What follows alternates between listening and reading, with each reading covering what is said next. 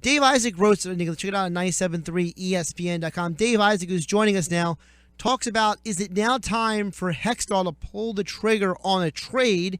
And Dave joins us now. How you doing, Dave? Doing good, Josh. Thanks for having me. So, first of all, excellent article. I really enjoyed reading this because this really touches on a lot of the things that have been going on through my mind. Hextall has said numerous times about, we have to be patient with this. And he brings up the word, the process. And as you mentioned, it seems like that word is being used by every Philly sports team now who's in a front office in the city. Talk about what exactly is Hextall's process. Well, I think first and foremost is that he doesn't want to rush prospects. I think that that's something that he saw with other teams, not necessarily the Flyers as much as some others when he was an assistant general manager with the LA Kings. They seem to kind of do it the right way over there. A lot of what you see on that roster, and even going back several years, the roster that's won a couple of Stanley Cups since, the big trade, Mike Richards going out to LA, Jeff Carter going to Columbus, and later that season going to LA, and they won a cup there. They brought the prospects up the right way. The Drew Dowdys, the Anze Kopitars, that's what Ron Hextall's shooting for here. And I think that there may even be a point where he might go and, as Paul Holmgren said, overcook those prospects in the minors and give them a little bit even more time than they necessarily need to be groomed for the NHL. I don't think anybody's kind of blame him for bringing guys up too soon. But that's kind of what he means by the process, filling your team out with draft picks and supplementing through free agency. That's his idea. And I think in 2+ years, 3+ years, whatever it is now, there hasn't been a huge progression in terms of that. And I think fans are starting to get restless. They were on board for sure at the beginning. I think a couple years into it here, maybe Ron Hextall is feeling a little bit more of the heat. Not that his job's in danger, but the fact that the fans are maybe a little bit getting towards fed up.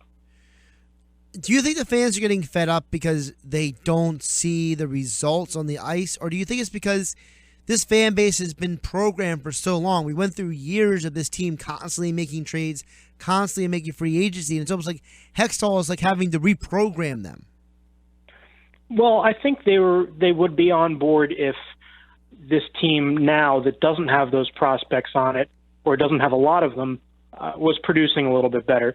Ron Hextall, when you talk to him about potentially making trades, or even talking to him about that 10-game win streak, from both sides, he would say that he doesn't want to evaluate based on a short segment of the season. But I would say that that Western Canada trip that they finished up last night, yeah, it's a short part of the season, kind of a microcosm for what they've done this year. 2 steps backward, take 1 step forward. So I think that's what he means when he says short sample sizes. But I think we kind of know what this team is now, and they don't seem to be taking that next step. I think a lot of people assumed that they would because they made the playoffs last year, that they would do it again this year. I'm not so sure that's going to be the case. I think that's why people are starting to get fed up.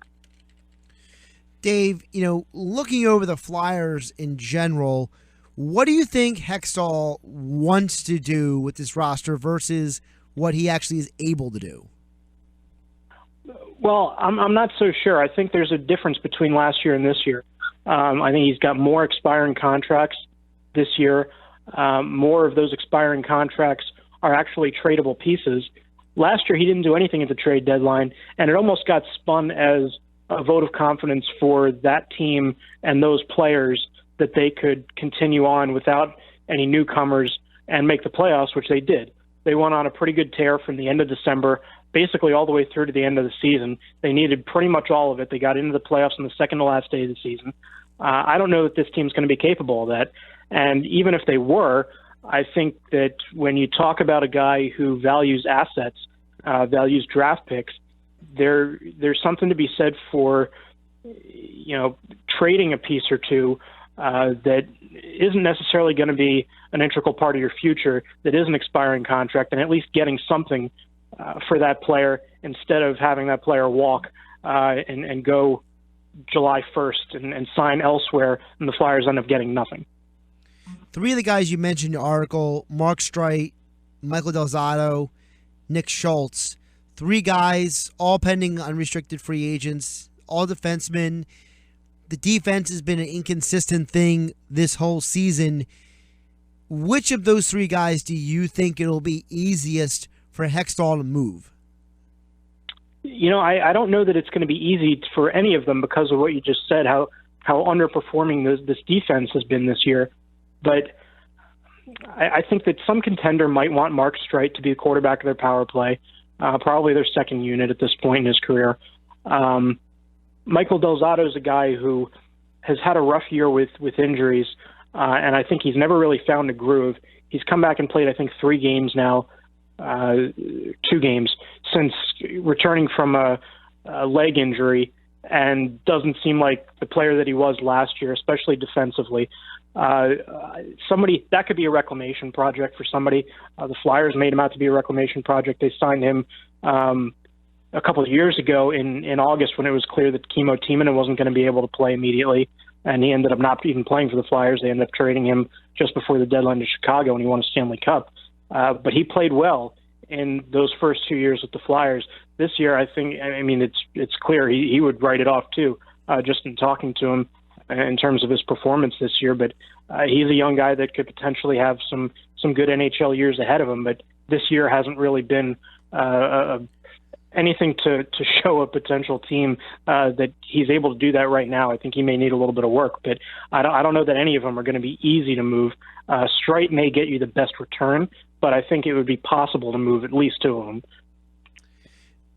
Dave, I have been maybe way too ahead of the bend before the finish line on this topic, but with the expansion draft coming, the goaltender situation to me is very interesting because according to the rules, you're only allowed to protect one goaltender. And to me, it should be obvious the guy to protect is Stolarz. To me, that's the guy you should protect. And I'm looking at Neuwirth and Mason, and as you mentioned in the article, a lot of times teams do like to acquire goalies this time of year. And even though both of them have had, roller coaster seasons, there may be a team that might want to grab one of them. Do you think that the Flyers should trade Neuwirth or Mason? Well, I'm not sure that either of them have a future here next year. I think you're correct. Stolarz is the guy that you want to protect. You have to protect somebody and you have to expose somebody. So the Flyers are probably going to do something to get another body in here to expose, because they could expose Stolarz, but they can't protect. They could expose Stolarz because he's a pending restricted free agent, but they can't expose Mason or Neuwirth because they're both pending unrestricted free agents. So they have to get somebody in here to expose, basically. You'll see that whether it's before the deadline or a strange-looking signing while the rest of the league is in the playoffs, getting into the Eastern Conference Finals, Western Conference Finals. You'll see another body come in here just for exposing, because I think you're right. I think they want to protect Stolarz, and that'll probably be the case. In terms of who's going to be the person in goal for the majority of the starts next year, I'm not sure it's either of these guys. I don't know that Ron Hextall knows what he wants to do yet. He had said pretty much the whole way through that he was going to make that decision in this upcoming offseason. And I think that the way that both of these goalies have played, neither of them have helped their cause if it was going to be a job for an incumbent next year. I look at the two goaltenders right now, and even though they're both free agents, the one guy to me that I think if you can get something for him, you absolutely have to move him. I just think the time has run out on Steve Mason. I think this is a guy that, I understood why they made the deal when they did. Some people feel like, Bobrovsky now, he's looking great, but people forget that one of the picks they got in the Mason deal actually turned out to be Stolarz. So it's not like the deal was a total fail. But I do think Mason has overstayed his value to this team. What do you think? Well, first of all, those were separate trades. Bobrovsky going to Columbus was done at the draft, and then later they acquired Mason near the trade deadline. So, first of all, I think people kind of mesh them together a lot of like how people think that the Flyers traded Jeff Carter and Mike Richards both to the LA Kings, which wasn't the case. So, for one, I think that's apples and oranges. Sergei Bobrovsky wanted to be a number one goalie and requested a trade, and the Flyers said, okay. They signed Ilya Bryzgalov to that monstrous deal and ended up sending him away. So I don't think it's fair to compare those two. And I've been a huge proponent of Steve Mason since he was acquired here and signed an extension. I think he's played some pretty good hockey, but it's a big enough sample size now, and he's third in franchise history in wins. So he's obviously been here a long time for a team that has gone through goalies like it's changing toothbrushes.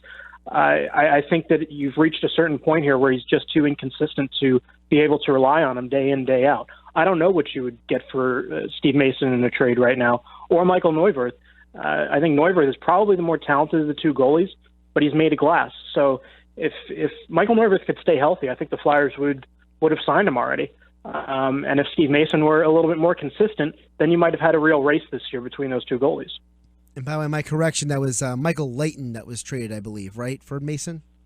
Right. Okay, yep. Yeah. I mixed up my goalies there. My bad. There's plenty of them. Well, I mean, how many goalies have been on the Flyers at this point? It seems like in the last 10 years.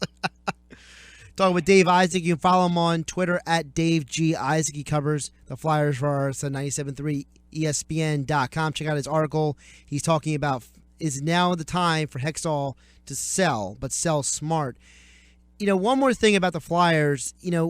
On this trip, I did see something that was a positive for me, and that was, Shane Gostisbehere getting 3 assists last night, to me, is a positive sign that he's finally, getting around whatever rut that he was in, because to see him be involved in all 3 of those goals, I think is a very positive sign, not just for him and the Flyers, but for how Dave Hextall has handled him this season.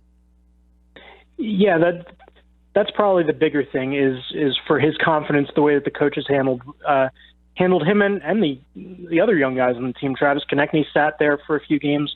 I think that the biggest thing was probably for his confidence.